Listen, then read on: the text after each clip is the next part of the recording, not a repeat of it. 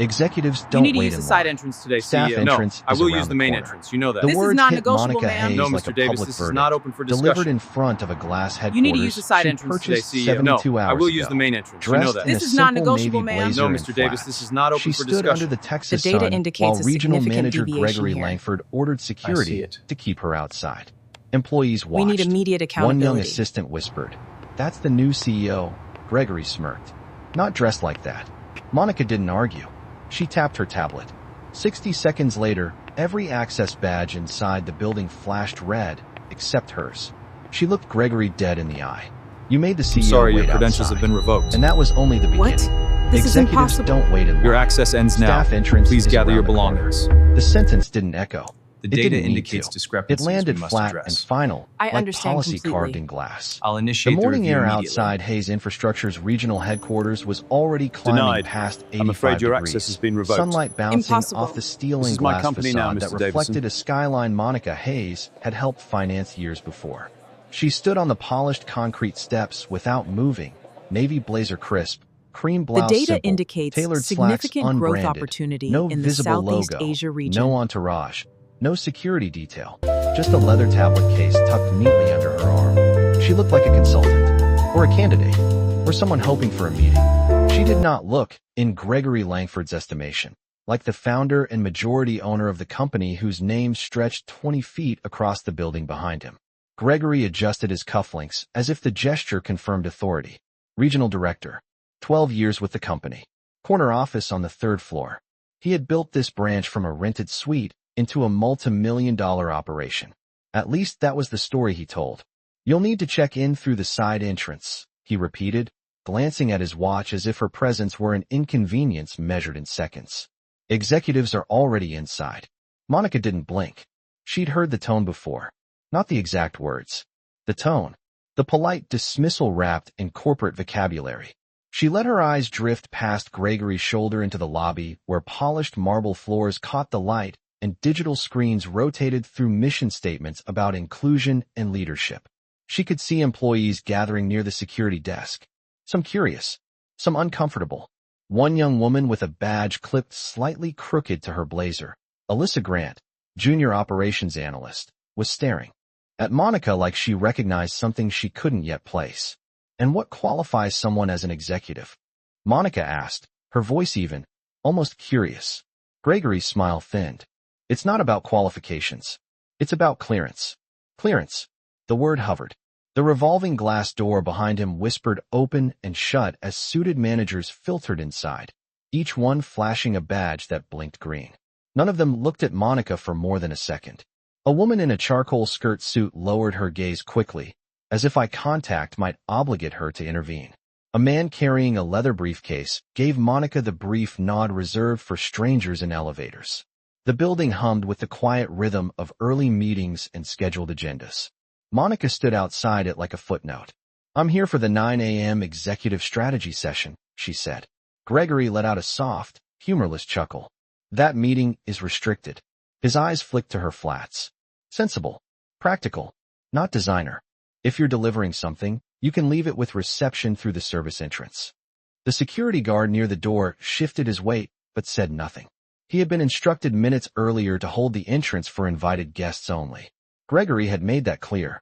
The Texas sun pressed down, warming the concrete beneath Monica's feet. She felt the heat through the soles of her shoes, steady, grounding. She had arrived 20 minutes early on purpose. No driver. No announcement. No internal memo broadcast ahead of her. When Hayes Infrastructure finalized its acquisition of this regional branch 3 days ago, she had made one request to her executive assistant. No ceremony. She wanted to see the culture before the culture saw her. Gregory cleared his throat. "Ma'am, I'm going to ask you one more time to step aside." "Ma'am." Not Ms. Hayes. Not Monica. Not even a neutral miss. Just "ma'am," delivered like a boundary. Monica tilted her head slightly. "Step aside from what?" she asked. Gregory gestured vaguely toward the entrance. "From the executive pathway." Executive pathway. The phrase sounded rehearsed. Corporate theater. Behind the glass, Alyssa was now whispering urgently to a colleague, eyes darting between Monica and her phone screen. She had seen the internal email 2 nights ago. The acquisition notice. The signature at the bottom, Monica Hayes, founder and CEO. But that Monica Hayes existed in headshots and annual reports. In keynote speeches. Not standing. On the front steps in understated navy. I believe I'm exactly where I'm supposed to be, Monica said softly. Gregory's jaw tightened. Look, I don't want to escalate this. We have high-level stakeholders inside. We can't have confusion at the entrance. Confusion. The word hung heavier than clearance. Confusion meant disruption. Out of place. Monica let her gaze settle on the etched letters across the building's exterior. Hayes Infrastructure Corp. Her last name. 12 inches tall. Brushed steel. She remembered the day she chose that font. Clean lines. No flourishes. Strong but quiet. She had built the company from a two-person consulting firm into a national infrastructure powerhouse spanning 27 states. She knew every branch by revenue and risk profile. She knew this building's square footage. She knew the cost per square foot of its renovation. She knew Gregory Langford's performance metrics. Gregory took a step closer, lowering his voice as if offering advice. People like you usually check in through the side entrance. There it was. Not shouted. Not crude. Just calibrated. People like you. Monica felt something shift, not in her posture, not in her expression, but in the air between them. She had been 19 the first time someone used that phrase in a boardroom. She'd been presenting a redevelopment proposal in Charlotte, standing in a borrowed blazer, her hair pulled back tight. The senior partner hadn't even looked at her slides. We're looking for someone who fits the profile, he'd said. She remembered the way the room had gone silent after that. The way she'd packed up her laptop slowly, refusing to rush. She remembered walking out and promising herself she would one day own the room. The memory flickered and dissolved. Back to the present. 87 degrees now. The digital thermometer across the street ticked upward. Monica inhaled once, steady and controlled. Define people like me, she said. Gregory hesitated. Only a fraction of a second. But it was there. Unscheduled visitors, he corrected quickly. Behind the glass, Alyssa took a tentative step toward the door. Gregory caught the movement and shot her a look sharp enough to freeze her mid-stride. She stopped. Her badge glinted under the lobby lights. Monica noticed. She noticed everything. You're going to miss your meeting, Gregory added, glancing again at his watch. If you're meant to be inside, someone will come get you. Someone will come get you. Monica let the sentence sit. The building reflected her silhouette back at her, small against its height, solitary against its scale. She had once stood outside a downtown hotel at 16, waiting for her parents after a conference banquet. A staff member had asked her to move because the entrance was for registered guests. She had been registered. She had shown her name. It hadn't mattered. She had moved anyway. Today felt like an echo. But echoes can be answered. I won't be waiting, Monica said quietly.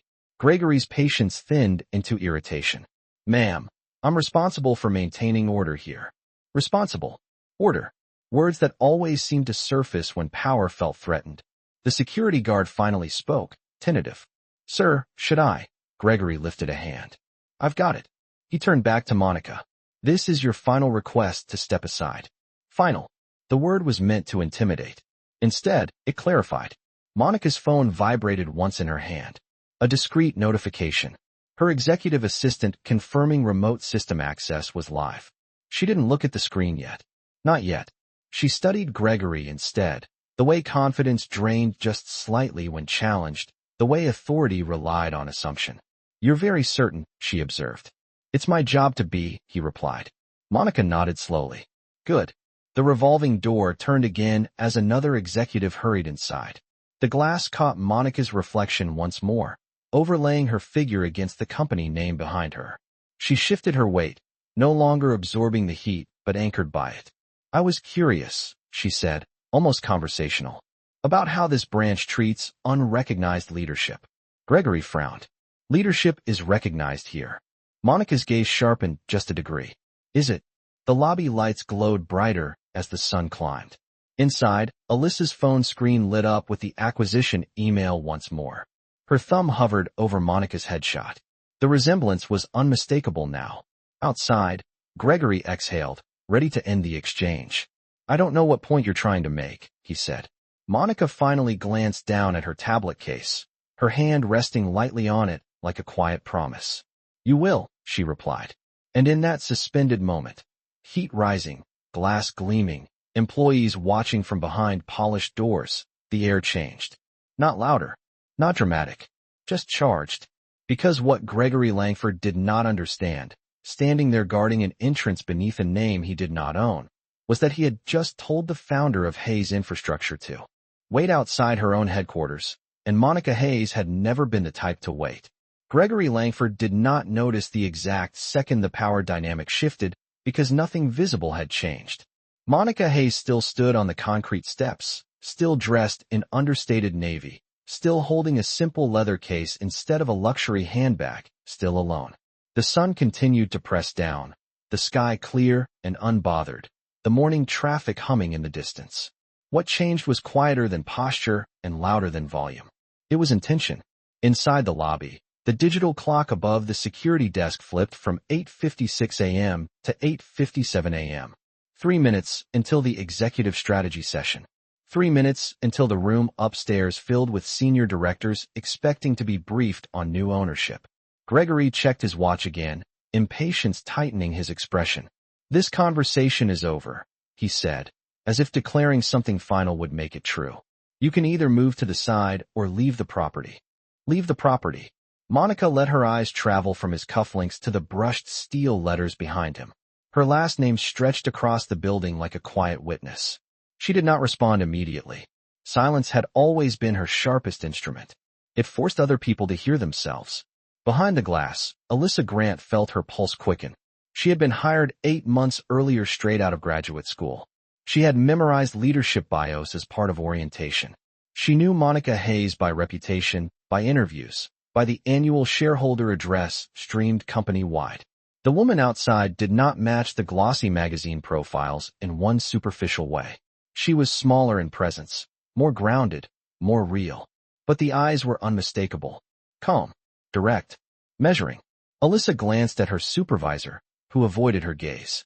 No one wanted to be the first to say it. No one wanted to contradict Gregory in public. Culture reveals itself at the doorway, Monica thought. Not in mission statements. Not in framed values about integrity and inclusion. At the doorway. Who is welcomed? Who is questioned? Who is redirected? She had designed Hayes Infrastructure to build highways, transit systems, water facilities, the bones of cities. But culture was the real foundation. And foundations cracked when bias went unchecked. Gregory shifted his stance, lowering his voice again. "If you are looking for employment, human resources does not open until 9. The assumption was casual, almost automatic. Monica felt the old memory rise again, uninvited but familiar. She was 22, standing outside a venture capital firm in Atlanta.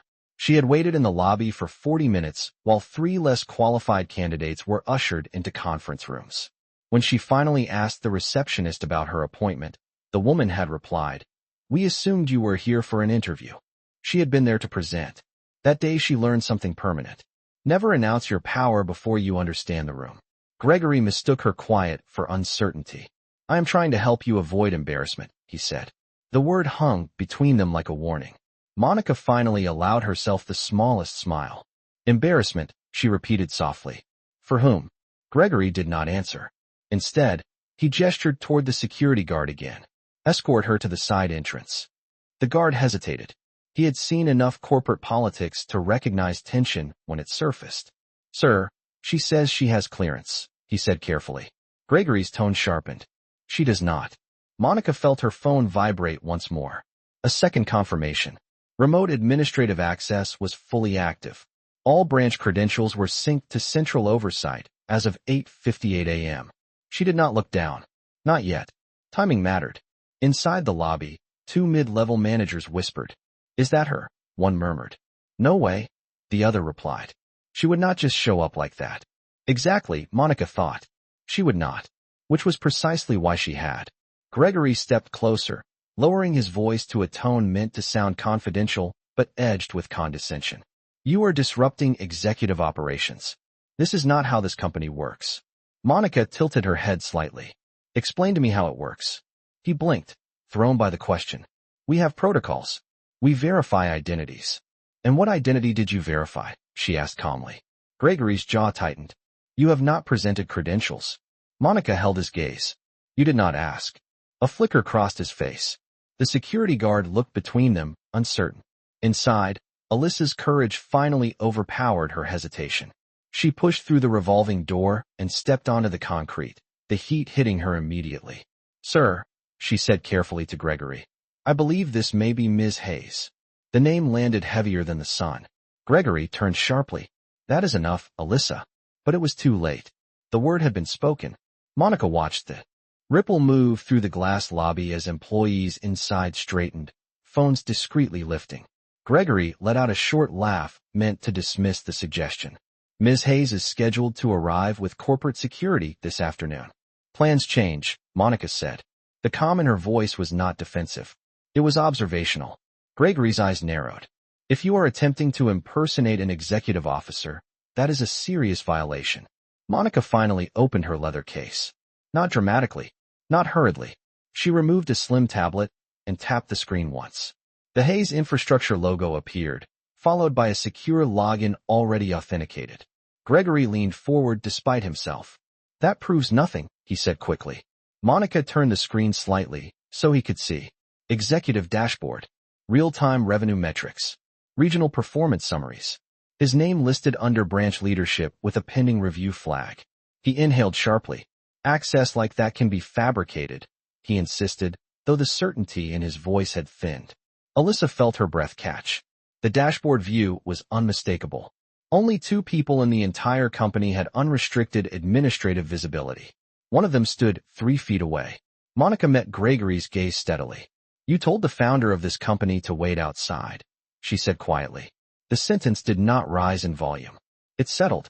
Gregory opened his mouth, then closed it. The security guard stepped back instinctively. Inside the lobby, silence spread like a slow current. Monica did not raise her voice. She did not point. She did not accuse. "I arrived early," she continued. "I wanted to observe how leadership presents itself before leadership is introduced." Gregory swallowed.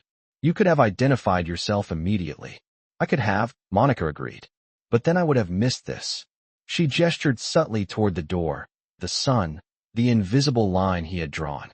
"Missed what?" he asked, though the answer was already forming in his mind. How quickly authority here is determined by appearance instead of inquiry. The words were not angry. They were precise. Alyssa stood straighter. Other employees began stepping outside one by one, drawn by the gravity of the moment. No one spoke. Gregory's confidence unraveled in increments.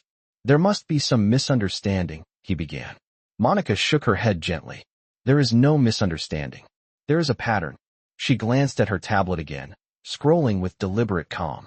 3 formal complaints in the last 18 months regarding access bias at this branch. All marked resolved. None investigated beyond surface review. Gregory's face drained of color. "Those were handled internally," he said. "Handled," Monica repeated. "Or buried?" The question lingered. No accusation in her tone. Just inquiry sharpened by data. She took one step toward the entrance. This time no one blocked her. The security guard stepped aside. The revolving door turned slowly as Monica entered the lobby that bore her name. The temperature shifted from 90 degrees outside to 72 inside, cool air brushing against her skin. Employees parted instinctively, forming a corridor without instruction. Gregory followed, his voice smaller now. "We can discuss this privately." Monica paused beneath the steel letters mounted on the interior wall. "Leadership decisions made in public will be addressed in public," she said evenly. She turned to face the gathering staff. "I did not come here to intimidate anyone. I came to understand this branch." Her eyes moved across the room, meeting each gaze without hostility. An understanding begins with honesty. Alyssa felt something unspoken settle in the room. Not fear. Accountability. Monica lifted her tablet slightly. "Effective immediately, all executive access privileges for this branch are under review." Gregory's badge, clipped to his jacket, emitted a soft tone. The green indicator light blinked once, then shifted to amber. A quiet warning. Not termination. Suspension pending evaluation. The room inhaled collectively. Monica did not look at Gregory when she spoke next. "Authority is not a look," she said. "It is a responsibility." The words hung in the cooled air, steady and unyielding. Outside, the sun continued to rise over a building that had just learned who truly owned its doors. The amber light on Gregory Langford's badge did not flash loudly, but in the silence of the lobby, it sounded like a verdict. Not termination. Not yet. Just suspension pending review. Enough to shift posture. Enough to redraw lines. Monica Hayes stood beneath the steel letters of her own name and watched the reaction ripple outward in real time. No one moved at first. No one spoke. The cool air from the vents hummed softly above them, steady and indifferent, as if buildings never cared who controlled them. Gregory glanced down at his badge as if it had betrayed him. "This is unnecessary," he said quickly, forcing composure back into his voice. "We can correct this misunderstanding immediately." Misunderstanding. The word returned, smaller. Now, Monica did not look at him. She was scanning faces instead. Operations managers. Finance leads. Human resources coordinators. Each one recalculating. Authority had shifted in less than 60 seconds, and no one had raised their voice. At 9 o'clock, Monica said calmly, this branch was scheduled to present a strategic roadmap to executive leadership. She tapped her tablet once, and the lobby screen behind the reception desk flickered. The rotating slide about corporate inclusion disappeared. In its place appeared a live feed of the executive conference room upstairs. Empty chairs. Coffee laid out. Presentation deck cued on the main screen. Executive leadership has arrived, Monica continued. We are already here. A few employees exchanged uneasy glances.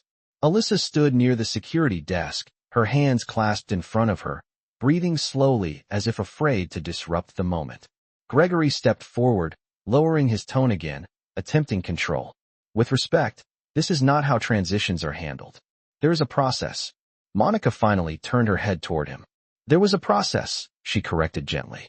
You demonstrated it on the front steps. The words were not loud. They did not need to be. Gregory felt the weight of every eye in the room. You arrived without notice, he said. Without identification. I arrived with my name on the building, Monica replied. A faint murmur moved through the staff. She let the silence stretch again, then continued. Let us review the process you followed. She swiped across the tablet, and the screen behind reception split into two panels. On the left, the company code of conduct. On the right, security footage from 8 minutes earlier. The front entrance. The concrete steps. Gregory standing in front of her. Employees leaned slightly forward. No audio played, but the body language told enough of the story. Monica paused the footage at the moment Gregory gestured toward the side entrance. Protocol requires verification through inquiry, she said. Not assumption through appearance. The word appearance settled carefully.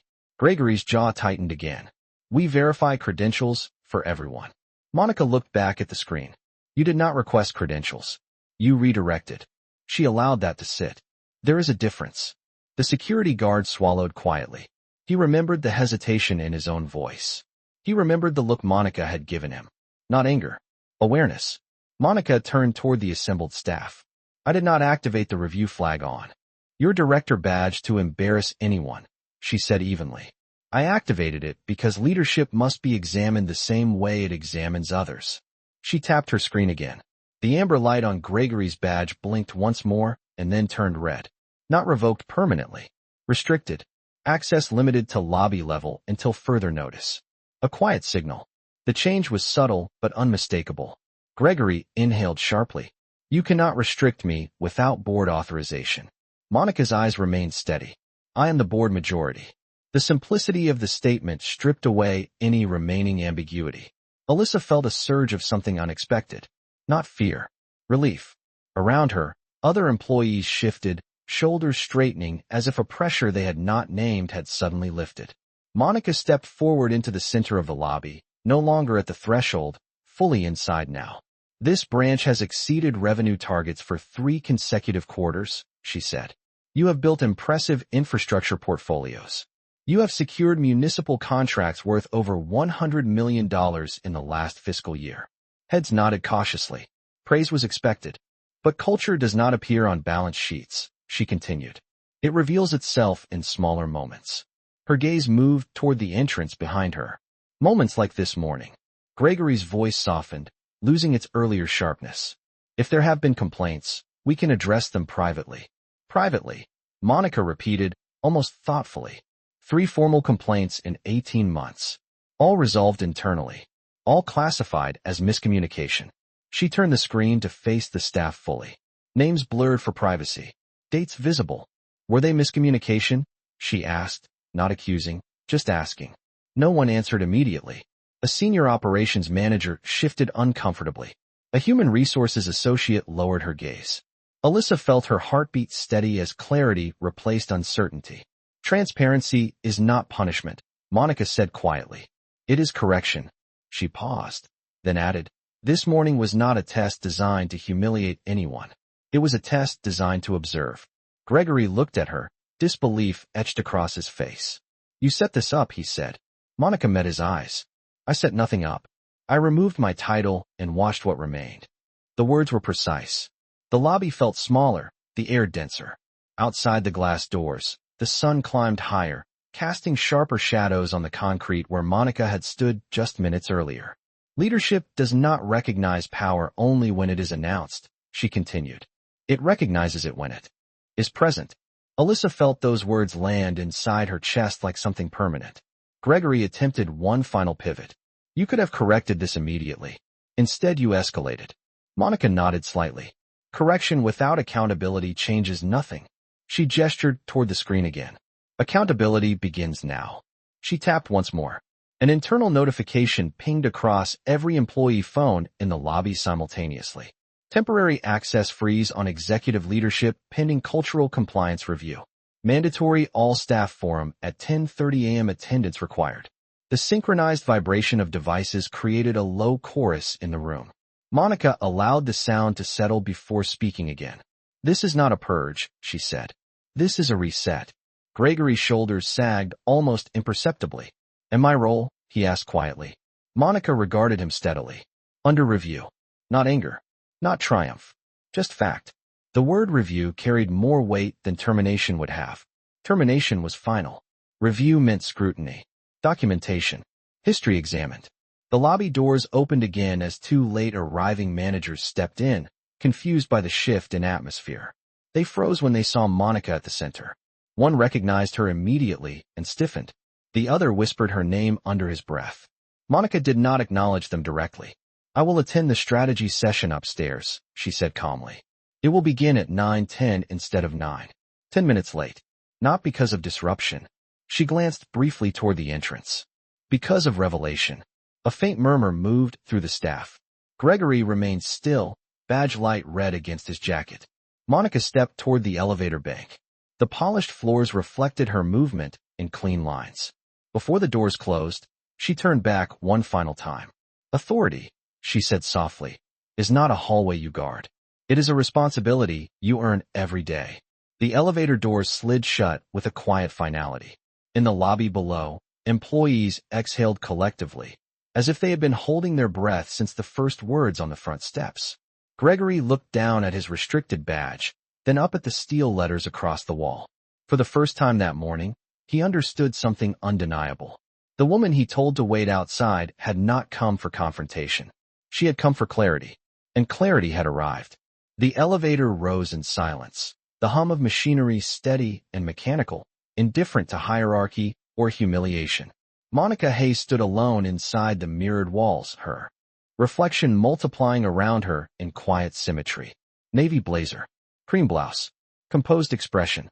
The badge reader panel inside the elevator glowed green automatically at her approach.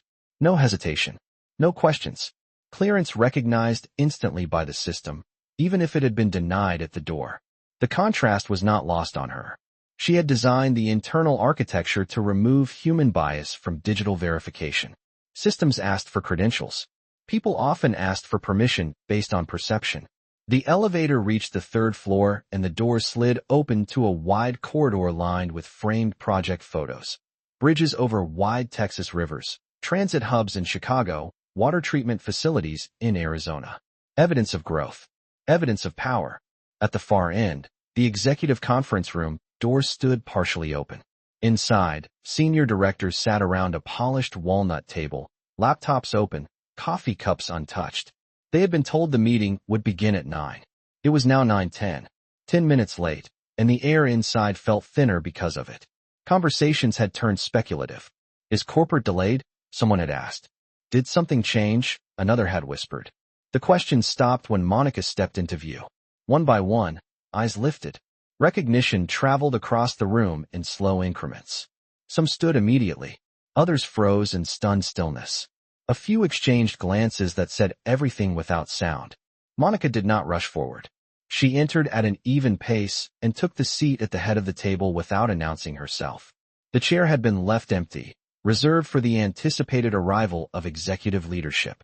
She placed her tablet carefully in front of her and folded her hands. Silence stretched across the room like a held breath. "Good morning," she said calmly. The words carried without force, settling into the space as if they had always belonged there. A senior finance director cleared his throat and stood halfway. "Ms. Hayes," he said carefully, voice tinged with uncertainty. "We were not aware you would be on site this morning." "That is correct," Monica replied. She tapped her tablet and the large screen behind her shifted from the prepared slide deck to a live dashboard summary of branch operations. Unannounced visits tend to be more informative. A few directors shifted in their chairs. One adjusted his tie. Another closed his laptop slowly. Monica allowed the discomfort to exist. Discomfort often revealed truth faster than comfort ever could. "Before we begin," she continued, "I would like to address the first 8 minutes of my visit." No one spoke. They had already heard murmurs through internal messages. Word traveled quickly inside corporate walls. The branch director's access badge status had been changed.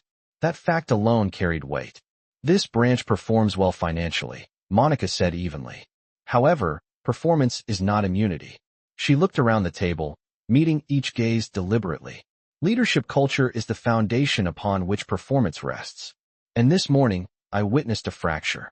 A vice president leaned forward. "If there was a misunderstanding at the entrance, there was not," Monica said gently, interrupting without raising her voice. "There was a pattern." The word pattern shifted the energy in the room. Patterns suggested repetition. Repetition suggested tolerance. 3 documented complaints regarding access bias have been classified as resolved, she continued. Resolution without investigation is concealment. No one challenged her. Data was difficult to argue with. Monica tapped her screen again, and security footage from the lobby appeared silently behind her. Gregory, standing at the door.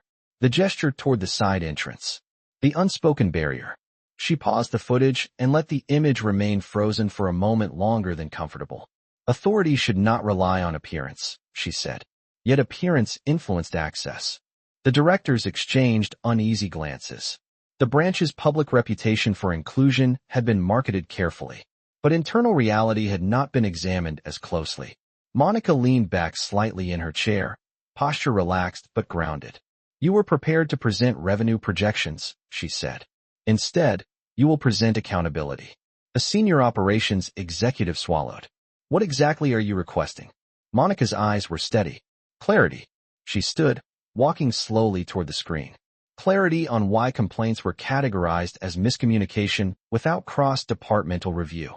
Clarity on why training documentation reflects compliance modules completed, yet field behavior suggests otherwise. Her voice did not rise.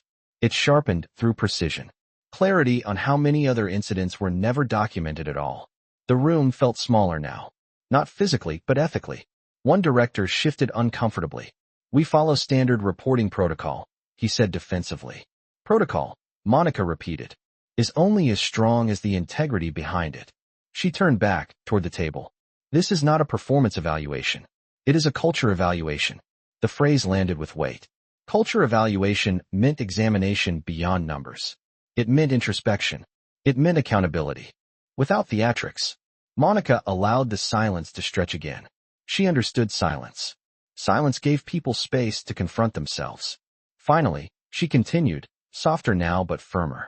"When I arrived this morning, I was not recognized as leadership." She did not elaborate. She did not dramatize. "That is not the issue. The issue is that I was categorized without inquiry." She looked at each director. "If that can happen to me, it can happen to anyone." No one disputed that.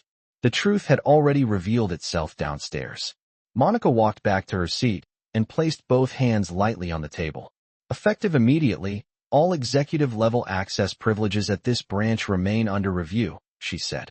This includes behavioral compliance audits and documentation transparency. A quiet ripple moved through the room.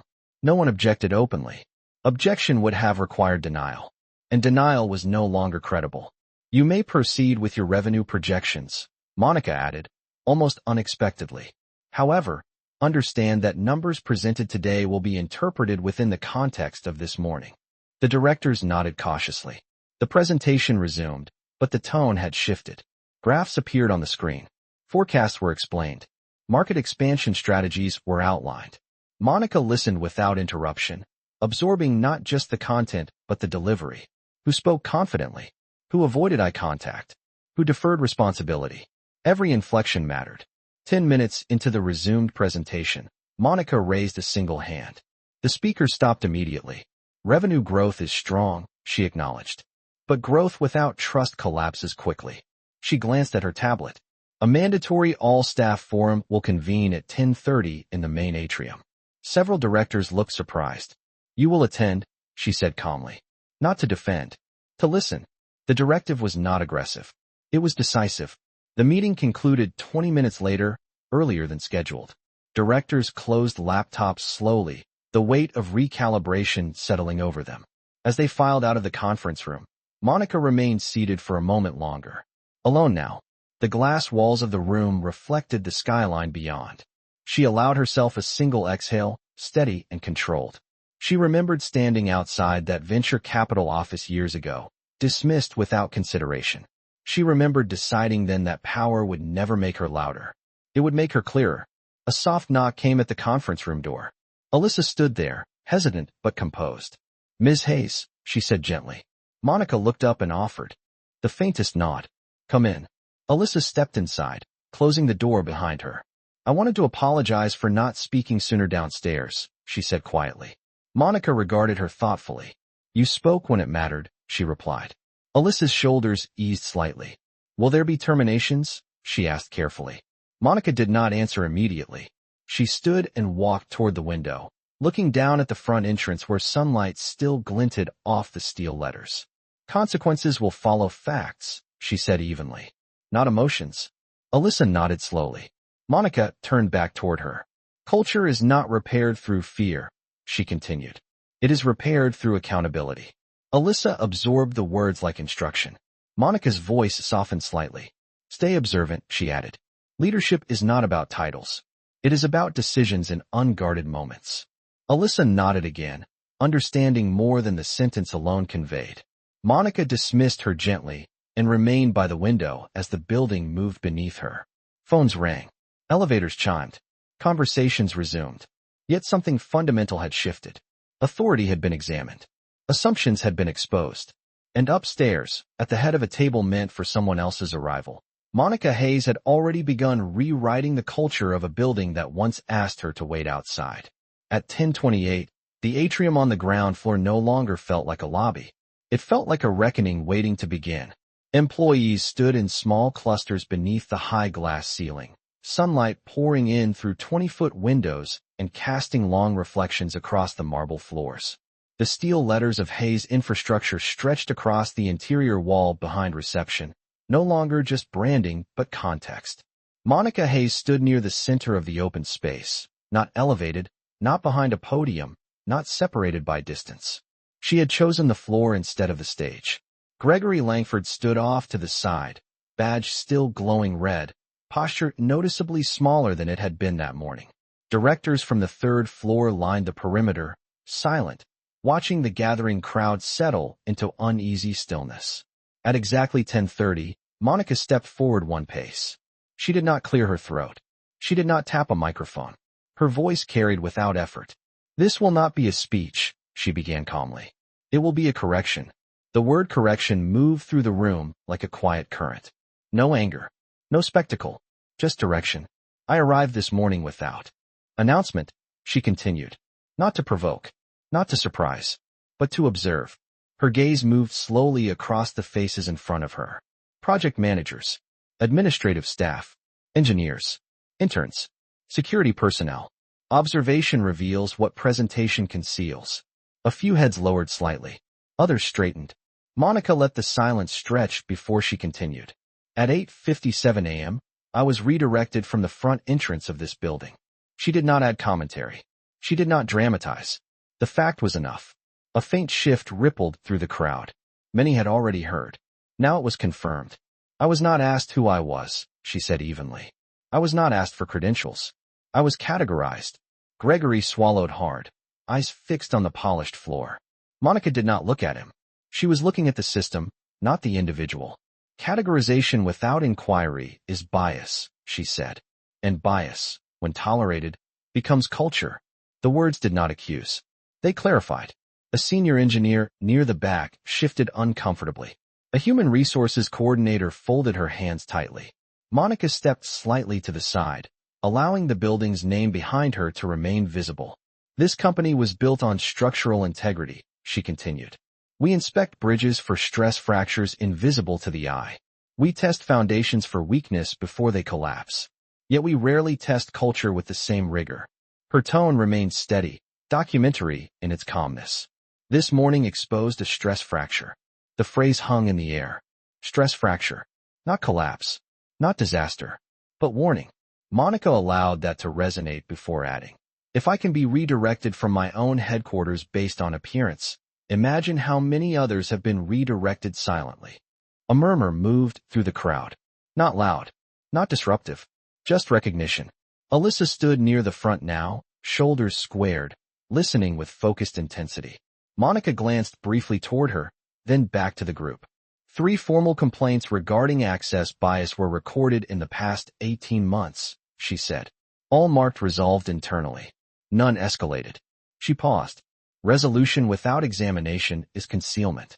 The word concealment felt heavier than the sun outside. Gregory shifted again, as if the weight of the statement pressed directly against him. Monica finally turned her gaze toward him, not sharp, not hostile. Direct. Leadership is not immunity, she said calmly. It is accountability.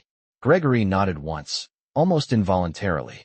Monica returned her attention to the staff. This is not about humiliation, she clarified. It is about alignment. She took another measured step forward. Effective immediately, an independent cultural compliance audit will begin at this branch. Every complaint filed in the last 2 years will be reviewed by an external oversight team. Anonymous submissions will reopen for 30 days. Phones across the atrium vibrated simultaneously as the internal notice distributed in real time. The synchronized hum echoed beneath the high ceiling. Monica continued without pause. All management-level staff will complete an updated bias recognition and leadership responsibility certification within 60 days. Completion will be verified through behavioral assessment, not checkbox compliance. A few managers exchanged glances. This was not symbolic reform. It was structural. Additionally, she said, any employee who experienced redirection, dismissal, or differential treatment without documented inquiry may report directly to corporate compliance through the secure portal activated this morning. The security guard who had stood by the entrance earlier looked up slightly, eyes flickering with relief. Monica saw it. She saw everything. She let the information settle before addressing the unspoken question in the room. Regarding branch leadership, she said evenly, roles are under review. Gregory closed his eyes briefly, then opened them again. The red light on his badge glowed steadily. Monica did not raise her voice. Consequences will follow facts, she repeated from upstairs. Not assumption, not reaction. The phrase echoed softly across the atrium. She allowed a breath of silence before continuing. This building bears my name, she said quietly. But it does not represent me unless its culture reflects the values that built it. Her gaze swept the room once more. Respect does not begin at the top floor. It begins at the door. The simplicity of the statement struck deeper than a louder declaration ever could. Alyssa felt something shift inside her again. Not fear. Not intimidation. Direction. A senior project manager raised his hand tentatively. What if we did not know about prior complaints? He asked carefully. Monica nodded once. Then now you do, she replied. Awareness creates responsibility. She did not shame him. She did not soften it either. Silence is no longer neutrality, she added. The words settled heavily. Silence is no longer neutrality. Several employees exchanged looks that carried unspoken understanding. Monica glanced toward the glass entrance where sunlight still illuminated the steps, where where she had stood earlier. The memory lingered, not as anger, but as confirmation. She had not misjudged the fracture. It had revealed itself willingly. "I did not need to announce who I was this morning," she said softly. "Authority that requires announcement is fragile." The line rested in the air like a quiet verdict. Gregory's shoulders dropped another inch. Monica's voice remained calm, almost reflective. "You mistook silence for absence," she said, not looking at him directly. "Silence is observation." The room absorbed the distinction. Observation meant intention. Intention meant design. Monica clasped her hands loosely in front of her. "This branch will continue its projects," she concluded evenly. "Contracts will move forward. Infrastructure will rise. But from this point forward, culture will be inspected with the same seriousness as concrete and steel." A faint ripple of understanding moved through the staff. No applause. No theatrics. Just recalibration. Monica took one final measured look across the atrium. "I did not come here to be welcomed," she said quietly. "I came to see who would guard the door." The words landed with precision. She let the silence follow naturally. No dramatic pause. No raised tone. Just truth. Then she stepped back, signaling the end without announcing it. Employees did not scatter immediately.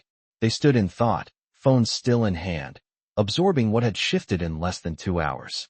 Gregory remained where he was, badge red, reputation altered, posture recalculated.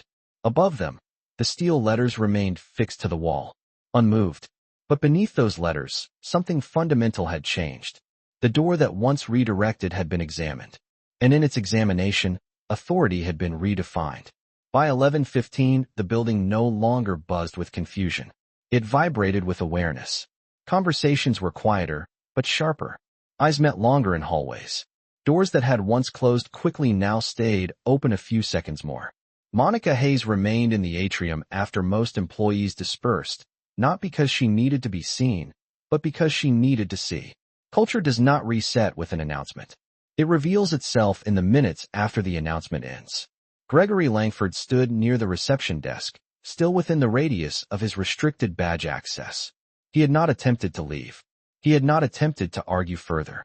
For the first time that morning, he looked less like a director and more like a man measuring consequences. Monica approached him without hurry. The marble floor reflected both of them side by side, equal in height, unequal in authority. "Walk with me," she said calmly. It was not a command. It was an invitation that carried expectation. Gregory followed her toward the glass entrance where the morning confrontation had unfolded. Sunlight still poured across the concrete steps outside, bright and unfiltered. Employees inside pretended to focus on screens, but watched through peripheral vision. Monica stopped just inside the door. "Tell me what you saw," she said evenly. Gregory hesitated. "I saw an unidentified individual attempting to access an executive meeting," he replied, defaulting to procedural language. Monica nodded slightly. "And what did you not see?" she asked. He frowned faintly. "I do not understand the question." "You did not see inquiry," she clarified. "You did not see possibility. You saw disruption." Gregory inhaled slowly. "I was maintaining order," he insisted, though his voice lacked the certainty it had held earlier. Monica looked out at the steps. "Order without fairness becomes exclusion," she said quietly. "Exclusion, when repeated, becomes culture." Gregory's shoulders lowered. "You should have identified yourself," he said again, softer now. Monica turned to face him fully. If leadership must introduce itself to be respected, then leadership has already failed. The statement was not theatrical. It was analytical. Gregory had no immediate reply. Monica continued, her tone steady. "This was never about you alone. It was about a system comfortable enough to assume." She gestured subtly toward the lobby behind them. "Comfort is dangerous when it is unexamined." Gregory looked down at his badge again, red light steady. "What happens now?" he asked quietly. Monica did not rush the answer. She let the question settle. "Now we document," she said. "Now we listen." She stepped closer to the glass door, her reflection merging briefly with the exterior brightness. "You will provide a full written account of this morning. Every detail. Not to defend. To clarify." Gregory nodded once. "And my position?" he asked. Monica regarded him without hostility.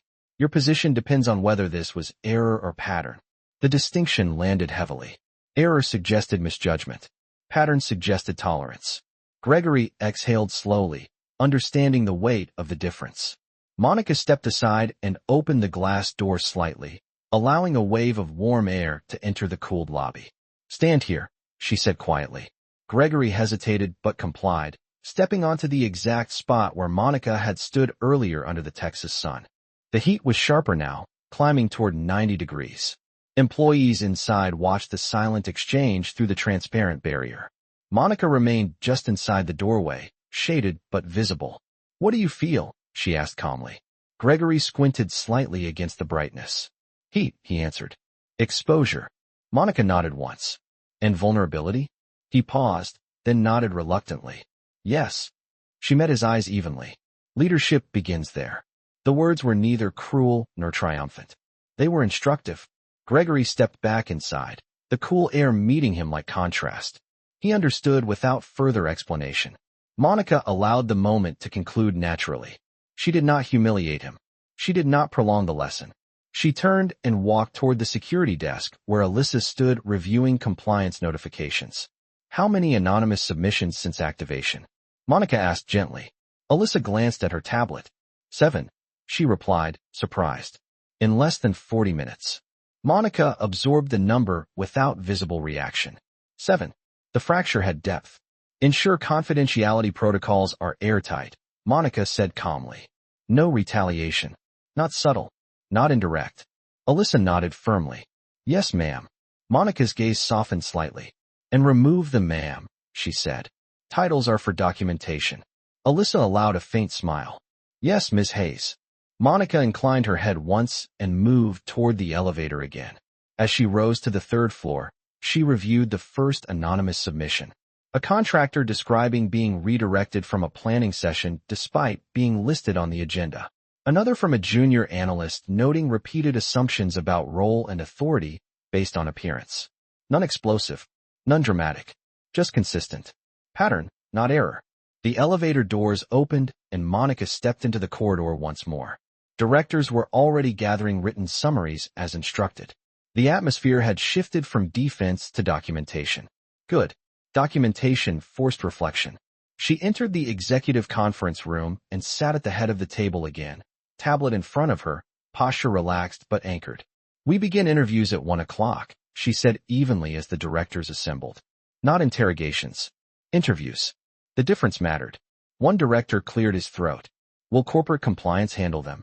Monica shook her head gently. "Corporate will observe. I will listen." The room grew still. Monica's presence was not loud, but it recalibrated the air. "Authority," she continued, "is not validated by comfort.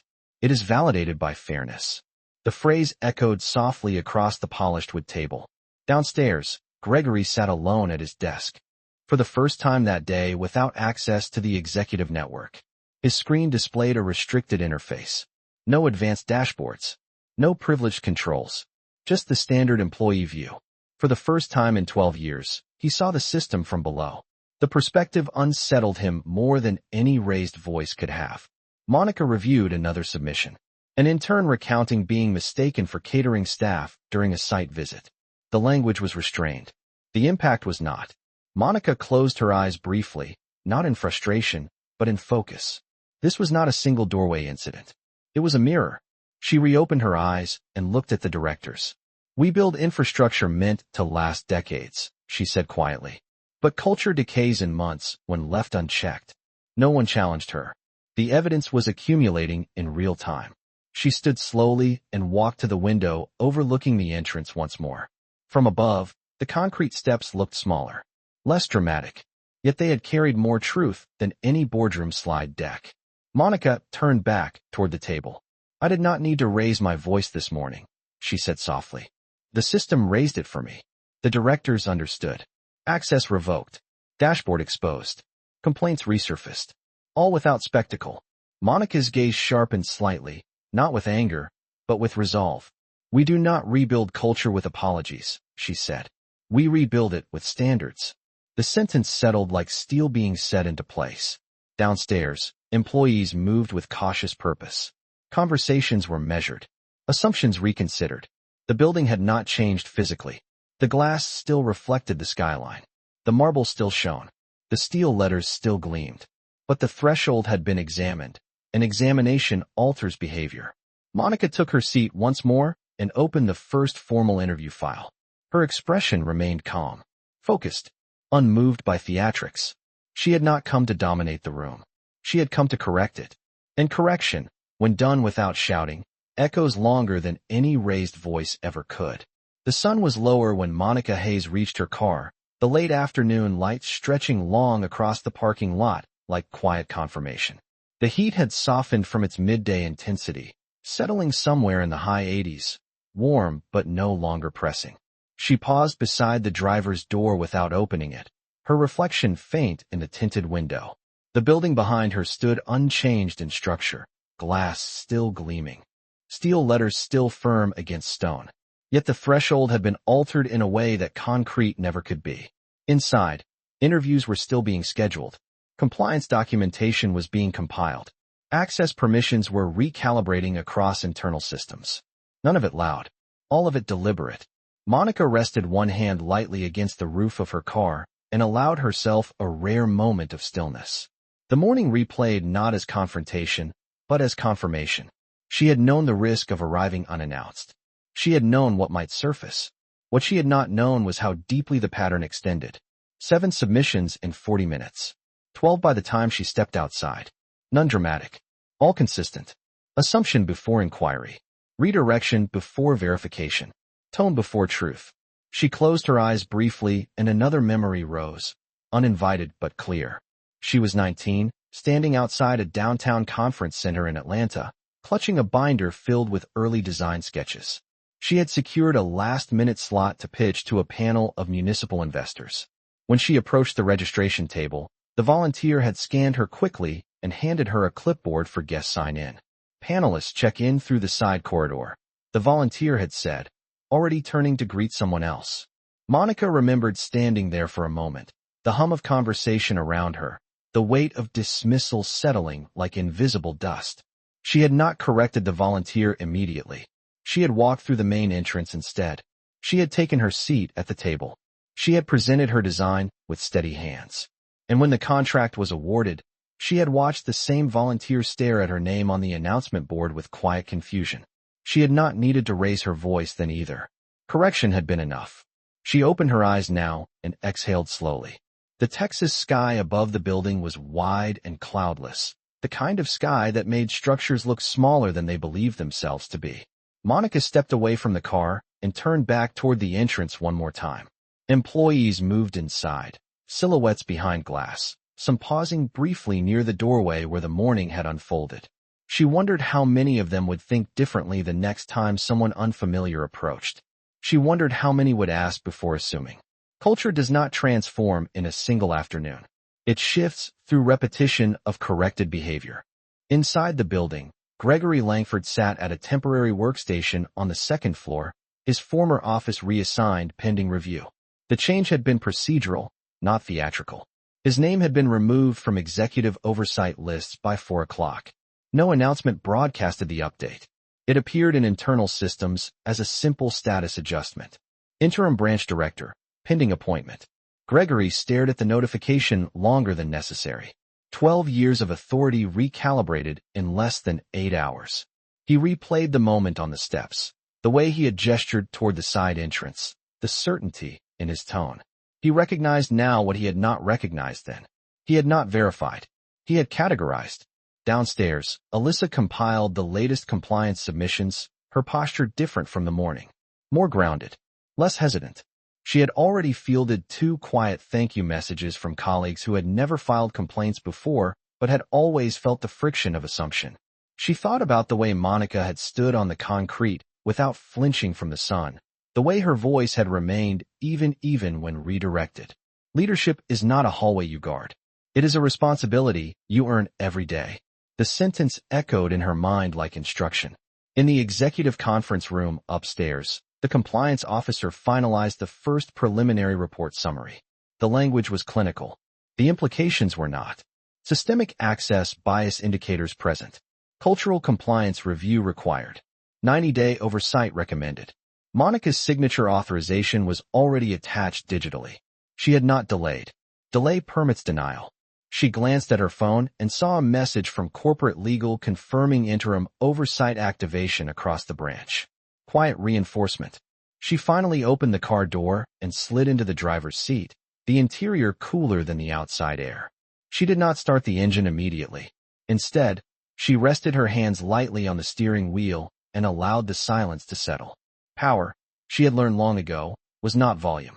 It was leverage applied precisely. She thought of the security guard's expression when the audio from the footage played back. The slight widening of his eyes. Recognition without resistance. She thought of Daniel's shoulders relaxing during his interview. She thought of Gregory standing in the sun, acknowledging vulnerability for the first time in years. None of those moments required spectacle. They required clarity. Her phone vibrated softly. A new submission. She opened it.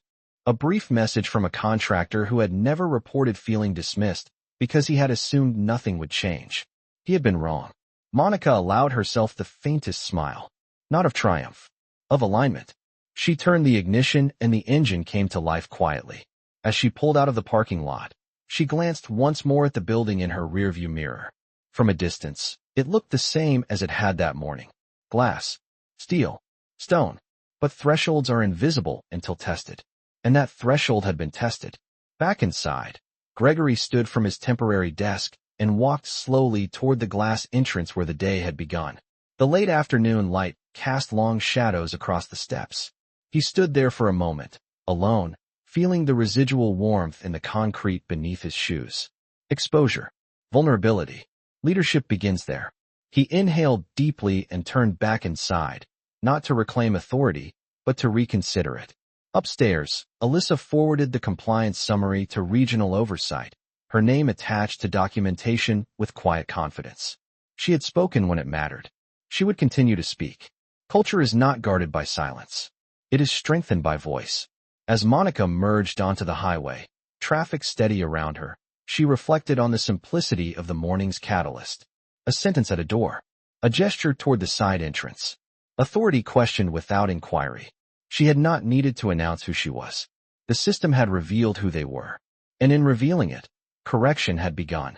The skyline receded behind her, the sun dipping lower, painting the horizon in muted gold.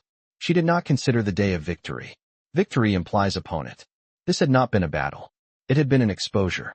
Exposure is uncomfortable. It is also necessary. Tomorrow the work would continue. Interviews would conclude. Interim leadership would be named. Standards would be reinforced. But today, a door had been examined. And once a door is examined, it can never again pretend to be neutral. Monica kept her eyes on the road ahead, posture steady, expression calm. She had not come to dominate the building that bore her name. She had come to align it. And alignment, when done without shouting, endures longer than applause ever could. By the time Monica Hayes reached her downtown office, the sun had dipped low enough to cast the city in amber light. Glass towers reflecting gold across the skyline. Traffic had thinned, the steady hum of engines replaced by the softer rhythm of evening movement. She parked in her reserved space but remained seated for a moment, hands resting lightly on the steering wheel, reviewing the final compliance summary transmitted from the branch. 17 submissions now. 17 accounts within a single day. None dramatic. None exaggerated. All aligned. Pattern confirmed. She stepped out of the car and entered her private office suite without ceremony. The receptionist greeted her with a nod of familiarity. No hesitation, no categorization. Inquiry before assumption. The way it should be. Inside her office, floor-to-ceiling windows overlooked the river cutting through downtown, traffic lights blinking red and green in measured sequence below. Monica placed her tablet on the desk and removed her blazer slowly, folding it over the back of her chair. The day had not exhausted her. It had clarified her. She sat and opened a secure video call with corporate legal, compliance, and human resources oversight. Their faces appeared in quiet squares across her screen. "We proceed to structural review phase," she said calmly. No dramatic recap. No emotional framing. Just directive. The compliance director nodded. "Preliminary assessment indicates systemic tolerance," he replied. "Documentation gaps are consistent." Monica leaned back slightly in her chair. "Tolerance is culture," she said evenly. "Corrected." The legal advisor spoke next. Do you intend to recommend termination? Monica paused. She remembered Gregory standing in the sunlight, the first flicker of vulnerability in his posture. She remembered the audio playback of his own voice echoing back at him. She remembered the admissions in the interview room. Recommendation will follow full review, she said. Interim suspension from executive authority remains in place. Her tone did not waver. The meeting concluded with clear timelines. 90-day oversight. Biweekly progress reports. Independent training implementation. Structural reinforcement. Monica closed the laptop and stood by the window, watching the river's current move steadily beneath the bridges her company had built. Structures endure when reinforced at the stress point. She thought again of being 19 at that conference table, of walking past a registration volunteer who assumed she belonged in the hallway. She had not argued then. She had built. She had acquired. She had returned not to confront a person, but to correct a pattern. Her phone vibrated softly. A message from Melissa. Interim. Leadership announcement drafted. Awaiting approval. Monica opened the attachment. The memo was precise. Gregory Langford relieved of oversight pending compliance review. Interim branch director appointed, Daniel Ruiz. Monica read the name twice, allowing the significance to settle. The man who had described laughing off dismissal now entrusted with leadership. Not as symbolism. As alignment. She typed a single word in response. Approved. Back at the branch office, the late afternoon light slanted through the atrium windows as employees gathered quietly near the digital notice board. The interim leadership announcement appeared without fanfare. No applause. No audible reaction. Just recalibration.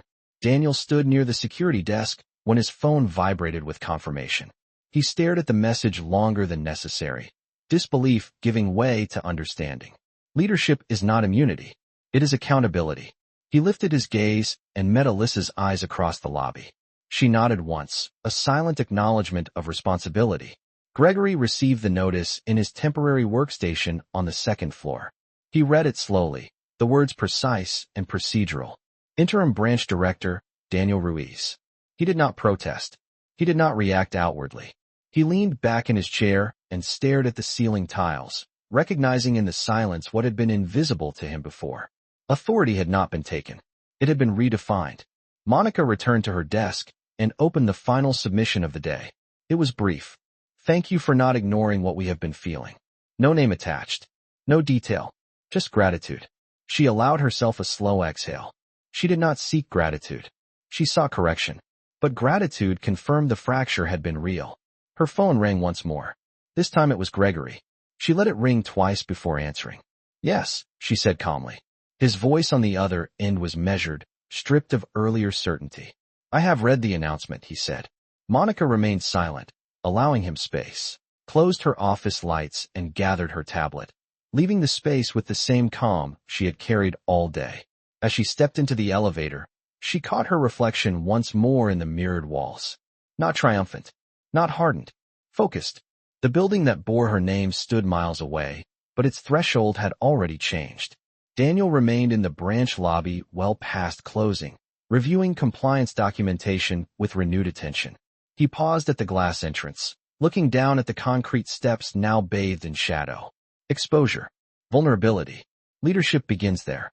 He turned off the atrium lights and secured the door without redirecting anyone. Gregory walked past the executive corridor that had once been his domain and paused briefly, absorbing the quiet absence of authority. He did not feel anger. He felt recalibration. And recalibration, though uncomfortable, was necessary. Monica exited her downtown building into the cooler evening air, the city quieter now, streetlights reflecting off pavement. She did not replay the confrontation in her mind as a victory. She replayed it as a turning point. A door examined. A pattern exposed. A system corrected. She did not need applause to confirm it. She had seen the shift in posture, heard the change in tone, watched the badge lights recalibrate. Power had not been displayed. It had been demonstrated. As she walked toward her car under the soft glow of streetlights, one thought remained steady. Respect is not declared at the top floor. It is practiced at the door. And once practiced, it endures. Morning arrived without spectacle. The Texas sky was pale blue, the kind of clear horizon that made buildings look smaller than the ambitions inside them. At 7:45 a.m., Hayes Infrastructure's regional branch doors unlocked automatically. The glass panels reflected a quieter entrance than the one that had defined the previous day. No raised voices had echoed here. No dramatic confrontation had unfolded. Just a sentence. A red badge light. A system recalibrated. Daniel Ruiz arrived 15 minutes early. Not because he felt triumphant. Because he felt responsible. Interim branch director. The title still felt unfamiliar on his shoulders. He paused just inside the doorway and looked down at the polished floor where Monica Hayes had stood 24 hours earlier. He did not see drama in the memory. He saw exposure. "Good morning, Thomas," he said. Inquiry before assumption. Thomas nodded, surprised but steady. "Morning, sir." Daniel hesitated slightly. "Daniel is fine," he replied calmly. "Titles are for documentation." The phrase echoed in his mind. Upstairs, Gregory Langford sat in the smaller conference room assigned for review interviews. The 90-day oversight process had begun formally. At 8 a.m. corporate compliance representatives were scheduled to arrive on site by 9. Gregory had not slept much. Not from anger. From clarity. He replayed the audio from the lobby footage again in his mind. "Executives do not wait in line." The sentence no longer sounded authoritative. It sounded automatic. Automatic assumptions had shaped his management style more than he had realized. At 8:15, an internal memo from Monica Hayes reached every employee across all branches, not just the regional office. It was brief. No emotional language. No public shaming. Effective immediately, Hayes Infrastructure will implement standardized access verification protocols across all properties. Inquiry precedes categorization. Compliance training updated.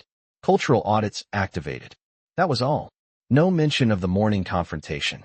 No recounting of events. Structural correction, not spectacle.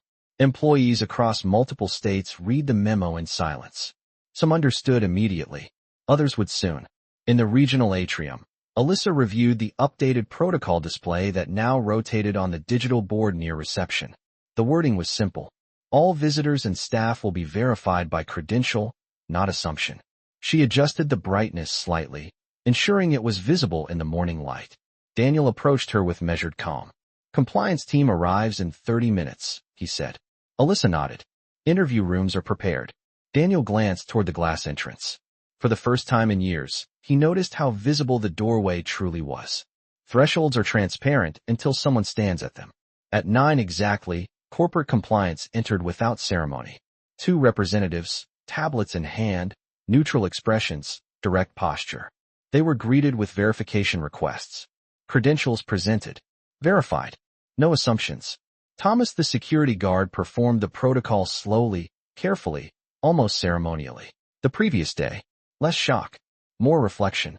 Daniel stood where Monica had stood, but he did not attempt to replicate her tone. "Yesterday exposed a fracture," he said evenly. "Today we reinforce." No applause followed. Just attentive silence. He continued. "We will not discuss individuals. We will discuss systems."